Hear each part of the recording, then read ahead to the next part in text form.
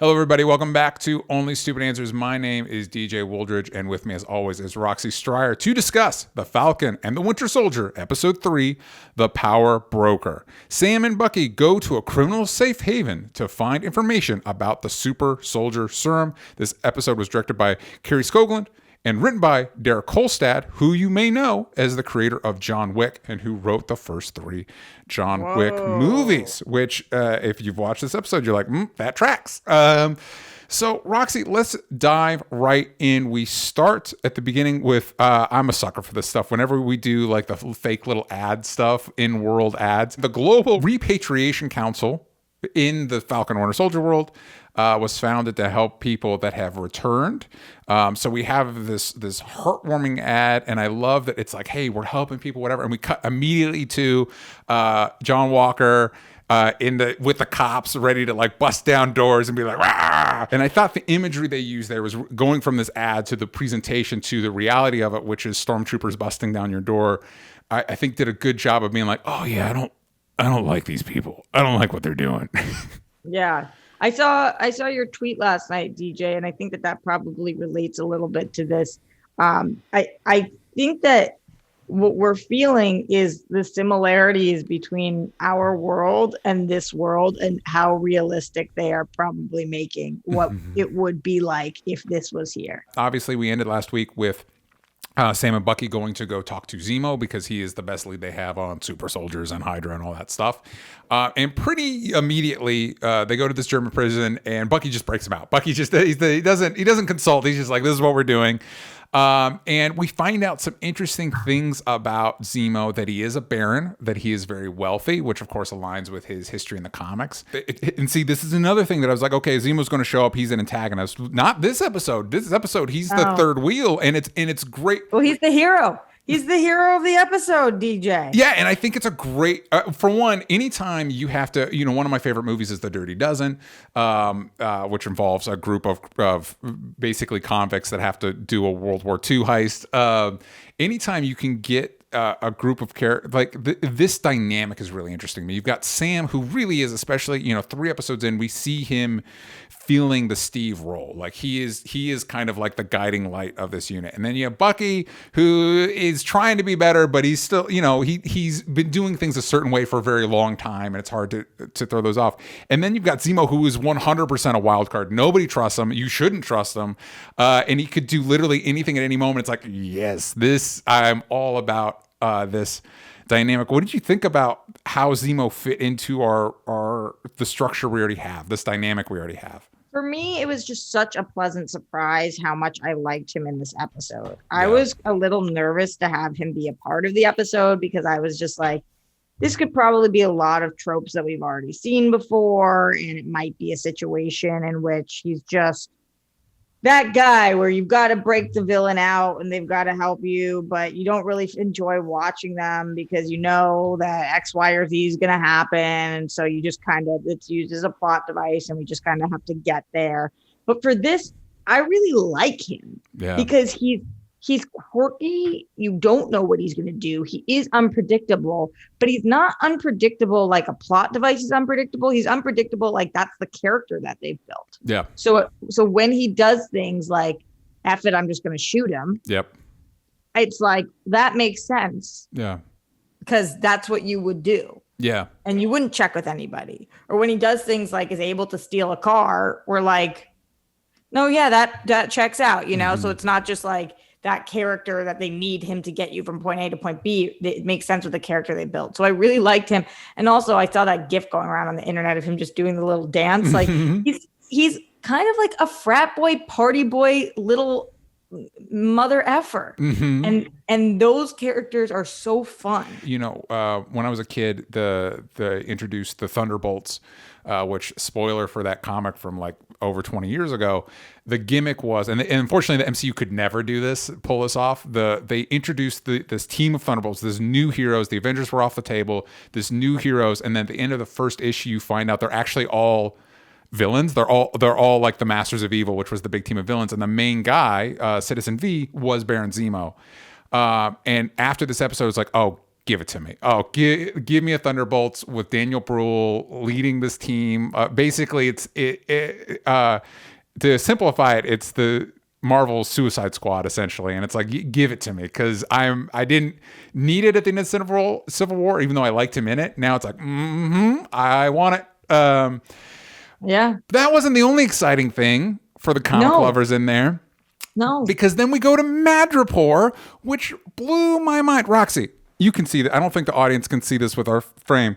This comic right here, this little Wolverine comic that I've had on my rack for however many episodes, features Madripoor. It features Wolverine going to Madripoor. Madripoor, for those that don't know at home, is a hive of scum and villainy from the Marvel Comics, most typically associated with Wolverine and the X-Men, and actually was introduced in the New Mutants number 32, created by Chris Claremont and Steve Lealoha. Hope I pronounced that correctly. And I don't know that its rights were tied up with the X-Men rights. It feels like they would. So in some ways, this feels like the first time that we've actually seen, that's not true, because obviously we just got Evan Peters in the last show. That was a dumb statement, DJ. We've seen the integration of the Fox stuff in there, but this was another hey, we're allowed to use this now. And I was so amped because it's absolutely everything. If you've read the comics, you've watched the cartoons, any of that stuff is like, oh, this is it. They're doing the thing. And this is a feeling this show keeps giving me. It's like, oh, they're doing the thing. Just the way this was lit, the way that this all looked. Yeah. I was so shocked. I was so shocked with everything here. Whoa. Between this... I know that I'm not verbalizing that with the most... with the classiest of words, but that's how I felt watching it. I was watching it on my big screen. I was watching on my TV. Because I do try, for shows like this, I try to, instead of just watching on my computer, I try to USB it to or HDMI it to the big thing, because it's just, and it's worth it for this. This made it so worth it. This was awesome. Absolutely. For between this and Godzilla vs. Kong, big week for Neon. Love it. Yes, and it's a big life for Neon for me. Mm-hmm. I'm a big Neon gal. Yes. So actually, I found out recently, I'm very upset about this. I wanted to get those neon strips all around my apartment. You know what I'm talking about? Those neon LED strips. Yeah. A lot of bugs live in those. Ooh. Get a lot of bugs. So I need my neon to be brought to me through the screen. And so it was really nice for the neon to be in the TV this week, in which I cannot decorate my apartment with the neon LEDs. Got it. It was a very good anecdote, I know. See, this is Roxy does her research. Yeah. Kids at home, for those that don't know, Roxy does her research. No, the bugs they attract, and then you find all the dead bugs around your ceilings. Nuh-uh. So thankfully, the shows and movies are bringing it. They also have to go undercover and stay in character. I'm also basically, I shouldn't just keep repeating this, because everything Falcon and Winter Soldier is doing, I'm a sucker for. Buddy comedy, sucker for it. We have to go undercover and stay in character, sucker for it. I love it. And Sam gets the character of Conrad Mack, aka the Smiling Tiger, who I wasn't even going to bother looking it up, but I thought, why not? It is a character from the comics. Smiling Tiger he's like a super obscure, I think he's a New Warriors villain. Anyway, he's in there. They go to the Princess Bar, which is an iconic location in Madripoor. It's been in the comics, to meet Selby for intro. Selby is possibly a new version of a character named Donald Selby that's also from the comics, but whatever. Listen, Selby's not long for this world. But what ends up, before we even get to that, we get a moment where Bucky gets to cut loose, and I like this because post Civil War, it's easy to forget that when Bucky was first introduced as the Winter Soldier, he was basically the Terminator. Like, this guy, he did not F around. Like, he was dangerous. He was deadly. He was a force to be reckoned with. And this was a reminder of that. And I appreciated that. That's what you're calling cut loose? I mean, yeah, obviously, like, he, in Winter Soldier, he did more. But it's like, this is the first time. I thought you meant cut loose, like. Oh, no. Cut loose as in he messed some people up. You meant cut loose as in not cutting loose at all. Mm-hmm. Yeah, he hurt some people. So, by the way, there was reports that, like, obviously, Disney and Marvel have made a big deal. Like, the Marvel stuff's PG-13. Disney Plus stuff is going to top out at PG-13. But in Australia, this show got the equivalent of Australia's R rating. And this episode's like, oh, this is why. This was a shockingly violent for a Disney Plus show. Not that it's like crazy violent, but for a Disney Plus show, I was like, oh my. Yeah, it definitely went there. I liked the way this was choreographed a lot, though. Yeah, it looked really legit, and he was scary. And I like the different layers going on here, right? Like, number one, we have to do this to prove that you are still under the superhero. What the hell's the serum? The super soldier serum, and he's under his serum, right? We have to do that. But number two, this is a little close to home. Mm-hmm. Are you actually good? Yeah. Because you snapping back into this looked real quick, real easy. Number three, the Sam element of us having to talk Sam off of a ledge. Like, you still are part of this charade. You can't be a friend right now. You can't be a person right now. Like, we've got things to do. You got to drink the snake drink. That was weird to me, because that was the first moment that Marvel stuff felt like Star Wars in this episode. Yeah, I mean, there's definitely some like Mos Eisley feel with Madripoor and stuff like that, and then the wild drinks. Although, great showcase for Anthony Mackie's comic abilities as he's like trying to like not break character but like muscle up and do the drink. It's like, good, this is good stuff. Yeah, it was really something. Mm-hmm. So they go and meet Selby. Sam gets a call from his sister at the most inopportune time. Another great sequence. And then, obviously things go off the rails. Selby gets killed, presumably by Sharon Carter. Little ambiguous about what happened there. Did you feel like that was ambiguous? Did you feel like it was ambiguous that she was dead, or ambiguous that it was Sharon Carter? I think to me, and correct me because maybe I missed something, it felt ambiguous.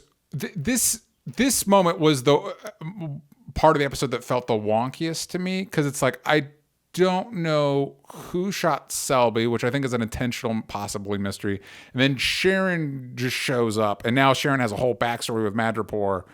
But again, I didn't spend too much time thinking about it because I was just excited to see Sharon. And also, despite her being in the place that we're in, seemingly kind of inexplicably, the idea of her, going underground, becoming an underground art dealer, it's like, it's been 5 years. She didn't get whatever.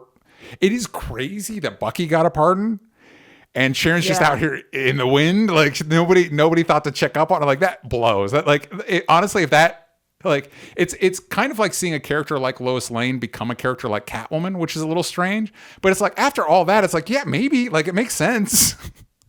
I have you seen all the theories that everybody thinks she's the power broker? I'm glad you brought this up because it's something I wanted to discuss with you. I saw those theories after the episode, and on the one hand, it feels like a rug pull that this show could do, because obviously they're going to do one. Either the power broker needs to be a reveal, or they're going to do what they did with the engineer in WandaVision and just next episode forget that they even mentioned it, and we're just all going to move on. But I don't think that's going to happen here. And it makes sense. That would be egregious. Yeah. So it would make sense in that, and the idea of twists that it's Sharon. I don't know that I think it's a good twist, because I don't know that it, like, why would she take them to the super soldier serum guy if she's the power broker? What are your thoughts on this? Do you think Sharon's the power broker? I think that if she was, it wouldn't piss me off. Okay. I think that it could work, but it does feel like twist for twist's sake. Yeah. I would kind of need to know a little bit more about how, why, what. But anything that gets her more involved, I get excited about. So, yeah. I don't know. To answer your question, I'm not sure. I think that there is more percentage chance that she's not than is. Mm-hmm. But if she is, I wouldn't be like, no way. Do you think that immediately, because obviously we've been talking about the power broker and to the point where it almost feels like at this moment the power broker would be the big bad of the series. Do you think that's still the case if it's Sharon, or do you think there'll be a little bit of like hand waving to be like, oh, she's not bad, she's misunderstood? I don't know. Like, if she is the power broker, is she immediately a bad guy now? No, because of what's happened to her. Yeah. I think because it's the same thing. I just said it about. Give me the actor's name again. Daniel Bruhl. Daniel Bruhl. Yeah. Daniel Bruhl. What Daniel Bruhl's really good at, Emily Van Camp is really good at. Yeah. Which is that you like me, but that doesn't mean I'm good. So I think she could really pull that off. And what we're seeing with the Flag Smashers also. And the differences, and we'll talk about that, but between the Flag Smashers, because not everybody's clearly on the exact same page about how to handle situations and what is right and what is not. Yeah. So I think it would automatically make her bad? No, because I don't know. I don't know what she's been through. I don't know. And it sounds really crappy. And I don't know what that means. And if the legend around it is bigger than what she's actually done. So no, I'll give her the benefit of the doubt. I dig it. I will also say that if that is the twist, it is similar to in the Mass Effect games, which are sci-fi space opera games. There's a character called the Shadow Broker, and there's a very similar reveal to who that character is. So if they go that route, it is similar to the way Mass Effect games handled the Shadow Broker. So speaking of Sharon, she gets a very kick-ass action sequence as seemingly all of the bounty hunters and all of Madripoor come to this one shipyard. Meanwhile, the boys are interviewing Nigel.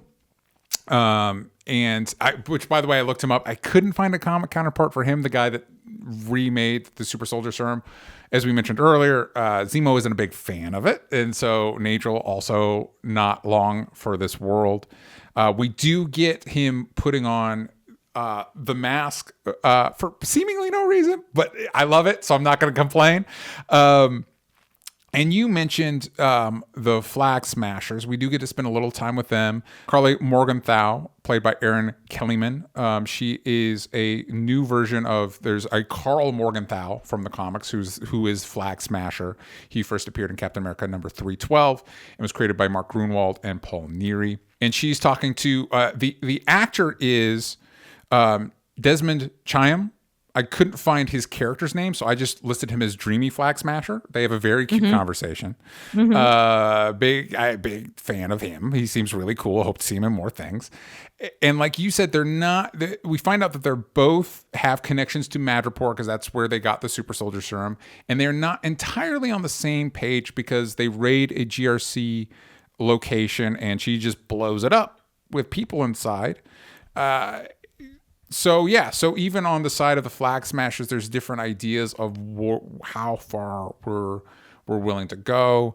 And like talking with you about Sharon Carter being the power broker, it would be interesting if we end this show without like a clear cut, this is the villain. You know what I mean? It's like we've just got a lot of people with their own agendas and their own goals, and we're figuring it out, Yeah, but in this moment, I did for the first time feel like, oh, I don't know how you fully come back from what you just did. Yeah. Because there are a lot of people in there. Mm-hmm. And she's kind of doing to her partner what Bucky does to Sam, which is like just not clearing things with them and like going to business for yourself a little bit and not being a team player. And so you can't trust those people. And so I don't know, for me, that was the first time that I've been like, wow, the Flag Smashers are going too far. That was definitely too far. And from what I'm looking at online, his character's name on IMDb is Dovich. Okay. Dovich. Dovich. I don't know if that resonates with anybody or is any kind of. I don't know either. Yeah. We'll have to look it up because obviously that's either Dovich or Dovik. Dovik. Yeah. Yeah, it's interesting, and I do have to say, if you're kind of starting a kind of anarchic, one world, one people, all united situation, you can't just be the shot caller. You gotta talk to your people. That's your whole game. That's your whole bag. You can't if you're trying to create that kind of society, you gotta be more communal about things. All right, Carly. The last scene of the episode, Bucky separates off from the rest of the group and finds these beads. And how long did it take you to realize what was happening? Because I didn't realize what was happening until the reveal. Yeah, me Same. too. I was like, I don't know what these beads are. whatever. And then we see a member of the Dora Milaje, played by Florence Kasumba, as Ayo, who first appeared in Civil War. She was the one that kind of had a staring contest with Black Widow. And then, of course, she was in Black Panther. And we get a name drop earlier that like, hey, you think Wakanda's forgotten what Zemo did? I bet you they haven't. Actually, the line is that's rhetorical. They haven't. But even then, I just didn't. Because I think we're used to, at least for me, I'm used to these shows like staying in their lane. Like, yeah, totally. We're going to play with the Captain America characters. That's what we're doing. I think this is kind of what they wanted to do based on the showrunners' interviews for WandaVision. This is what they wanted to do with Monica Rambeau, where it's like, hey, this is a character from a whole other line of stuff. But of course, it was revealed before the show. I don't know where we go for this. Like, is she now going to become part of the team, which would be great? Please, that'd be amazing. I think maybe. I mean, that's what I'm gathering. Is that not what you believe? I didn't know Zemo was becoming part of the team. This show, I don't know where this show is going, and in a really exciting way, like in a really and I think it's cool. Like, obviously, it maybe be cool if like Denai Guerrera as Okoye showed up, but I think it makes more sense that it is, for one, since this is one of the first Dora Milaje we saw in Civil War. Right. But also it's like, yeah, she's busy doing Wakanda stuff. Like, it makes sense you'd send like the number 2 person or whatever. Again, it's a whole other dynamic. How does she feel with the Zemo stuff? How is she going to interact with Sam? We know that Bucky was in Wakanda for a good period of time. How do they what is his relationship with her? What is the interaction like there? Yeah, we don't know. So many exciting things. From what I was reading online, or, big take to Twitter girl, mm-hmm. You and I are super not alone. I haven't encountered anybody yet who predicted this or knew what was going on here. Yeah. But again, it makes sense. So that's cool that it was this unpredictable, but also this legitimate, mm-hmm. and not just like, let's throw in this twist with the character that doesn't fully make sense to be here. Yeah. So I was really excited about that. I think they're probably going to address this straight up episode 4. I don't think this is going to be one of those wait till episode 5 to talk about what I think. Like, we come back next week and this is going to be where we're at. Yeah. So I'm excited to get some answers and to figure out what exactly is happening here and what that looks like. Yeah. But it'll be interesting to see where we go from here. Let us know in the comments how you think the Dora Milaje factor into the future of the show. Will Zemo become the big bad, or is he going to be part of this new version of Team Cap? What's Walker up to? It looks like he's fraying a little bit. Let us know in the comments down below. Please like, please subscribe, please share. We really appreciate it, and we'll see y'all next week.